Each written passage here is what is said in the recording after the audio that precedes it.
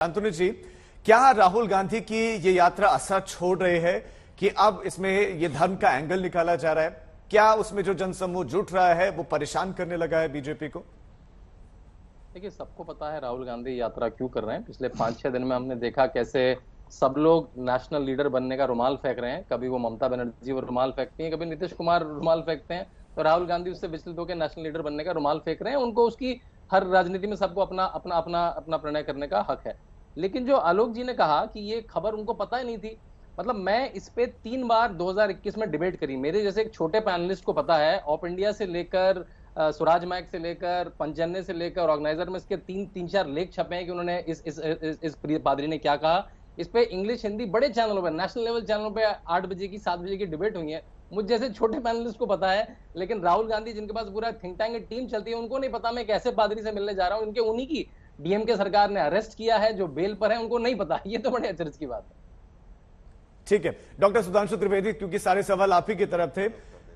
BJP क्या राहुल गांधी की इस यात्रा से परेशान हो गई है, इसलिए उसमें धार्मिक एंगल ढूंढ ढूंढ कर निकाल रही है? और कभी टी शर्ट ले आती है, कभी अब ये पादरी वाला मामला।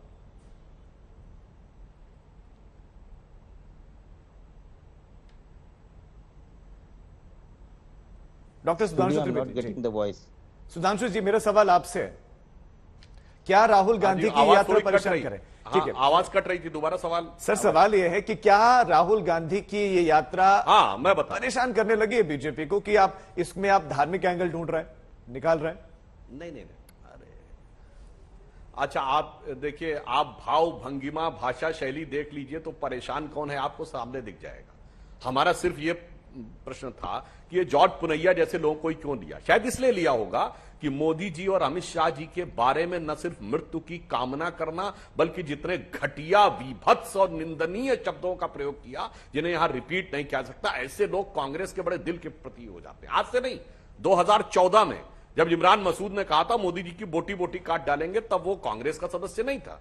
उस समय वो सपा में थे, यानी आशुतोष वर्मा की पार्टी में। मगर अगले दिन राहुल गांधी उनके पक्ष में प्रचार करने चले गए और बोटी बोटी करने वाले के कोटि कोटि नमन करके अपनी पार्टी में ले आए और उसको उपाध्यक्ष बना लिया उत्तर प्रदेश भाजपा का। अभी 2 महीना पहले इनके एक नेता ने हिटलर की मौत और एक ने कुत्ते की मौत, जाने क्या क्या बोला। और आशुतोष जी, आपको यह ध्यान आता है, घटिया घटिया बयान भाजपा वाले देते हैं। अरे आप में और इनकी पार्टी में तो प्रतिस्पर्धा है कि वो घटिया बयान देने वालों को कौन अपनी तरफ खींच ले। भाई, तू मेरी तरफ आ जा कि तू मेरी तरफ आ जा। शायद मोदी जी और अमित शाह जी के प्रति इस विद्वेष के कारण हो।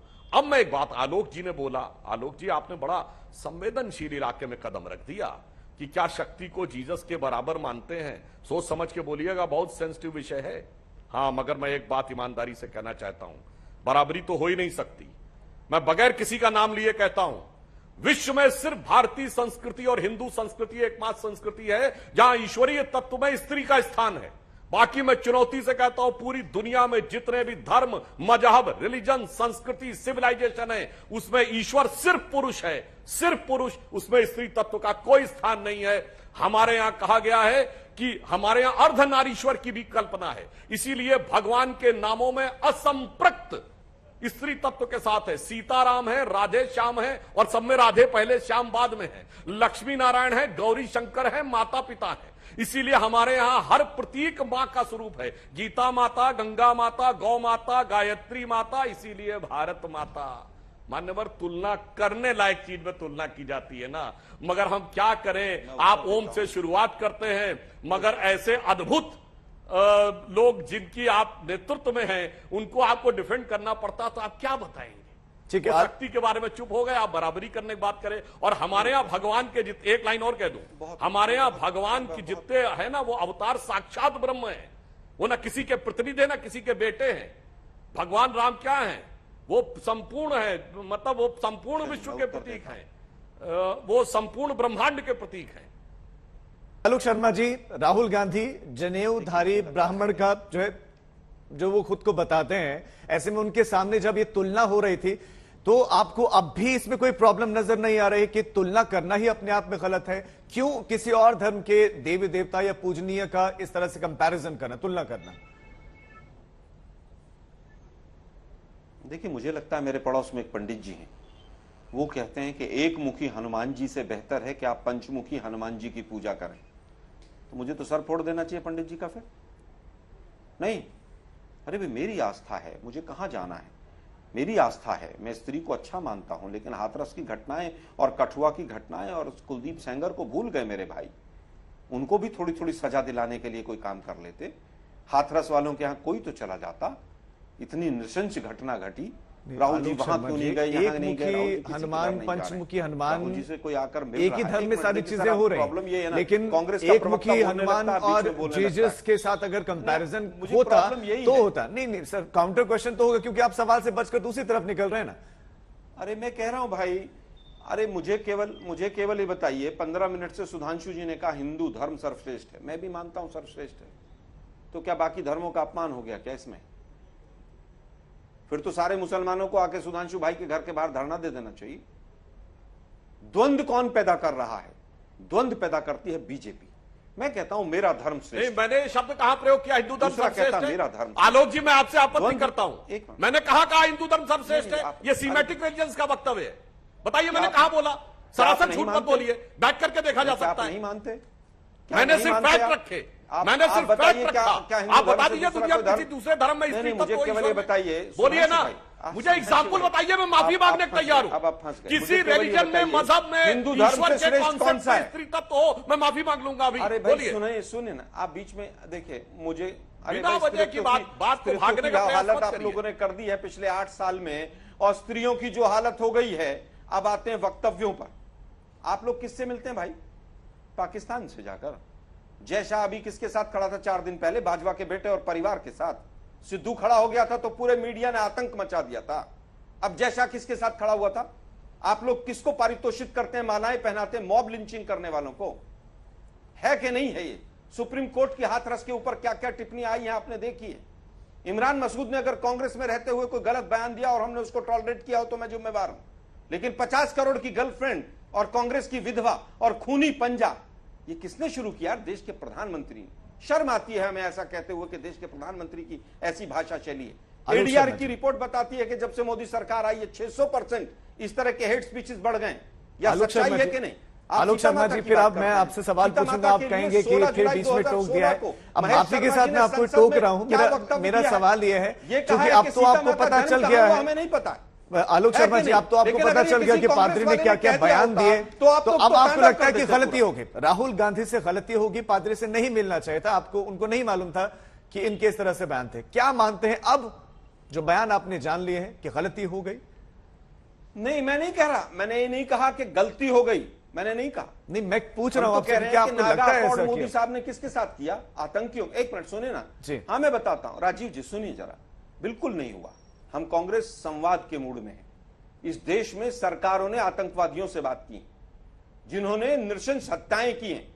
अटल बिहारी वाजपेयी जी ने भी की। अलगाववादियों से बात की है कि नहीं की है? कौन थे वो अलगाववादी? किन लोगों को मोदी साहब ने अभी अपने यहां पर 7 रेस कोर्स में बुलाया था थोड़े दिन पहले? उसमें कौन कौन लोग थे? क्या उनमें अलगाववादी लोग नहीं थे? क्या आडवाणी जी पाकिस्तान में बातचीत की वकालत करने नहीं गए थे? क्या मोदी जी बस में बैठकर पाकिस्तान नहीं गए थे? आसाम अकॉर्ड क्या था? किसके साथ था? आतंकवादियों के साथ था। घोड़ों वाले लोग थे जो देश को तोड़ना। ये मोदी जी बस से बैठ के संवाद कब जारी पाकिस्तान रहना गए थे चाहिए। भाई? अगर सुने भाई, सुनिए जरा, सुनिए ना। जब अभी भी अगर कोई व्यक्ति गलत है, कानून अपना रास्ता लेगा। अगर पादरी ने कोई गलत वाक्य इस्तेमाल किया होगा तो कानून अपना रास्ता लेगा। लेकिन यह यात्रा सुनने के लिए है, संवाद के लिए। और कांग्रेस पार्टी ने कोई गलती नहीं की है। कांग्रेस पार्टी आज भी संवाद जारी आप रखती उस पर है। अड़िग है कि कोई गलती नहीं हुई है।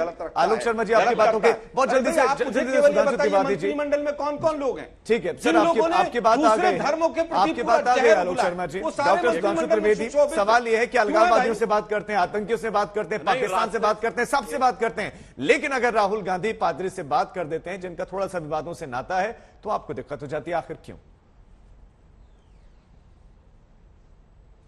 देखिए, हम ये कह रहे हैं कि आप किसी भी रास्ते को चलिए, मगर ये रास्ता भटकते भटकते ऐसे लोगों के दरवाजे पे क्यों पहुंच जाते हैं? बहुत बहस हो गई राजीव जी।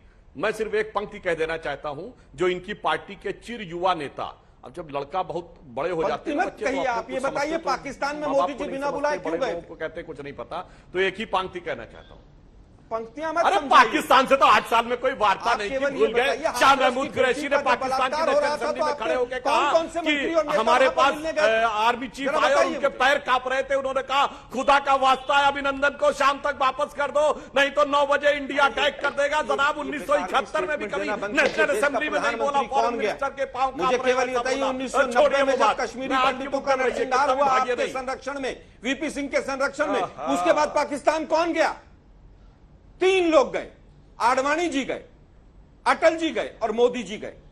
बताइए कांग्रेस का कौन गया सीनियर आदमी? क्या देश के प्रधानमंत्री गए? बोलने लगे आलोक जी आपके बारी तो तीनों के तीनों सुधांशु त्रिवेदी जी की थी, लेकिन अरे भाई आप 90 में बीच नहीं हुआ, कह रहे हैं। 1989 में जस्टिस टिक्कू की हत्या हुई एक काम थी। करते हैं, केंद्र में 30 सेकंड ले लीजिए। आलोक जी आपकी बात तो कंप्लीटली आ चुकी है, आपकी बात एक तो लाइन पूरी आ बोलो। चुकी है। सुधांशु जी 30 सेकंड में अपनी बात रखिए। बस 30 सेकंड में मैं सिर्फ यह कहना चाहता हूं, अरे भटके हुए नौजवान का रास्ता भटकते भटकते कहां पहुंच जाता है, फिर वो भगवान के बारे में जिक्र करने लगता है। तो एक पंक्ति कहना चाहूंगा राजीव जी कि नई उम्रों की खुद मुख्तारियों को कौन समझाए, नई उम्रों की खुद मुख्तारियों को कौन समझाए, कहां से बच के जाना है, कहां जाना जरूरी है, उसे एहसास करने का सलीका ही नहीं आता, जो कहता है खुदा है तो नजर आना जरूरी है। ये राहुल गांधी जी के लिए।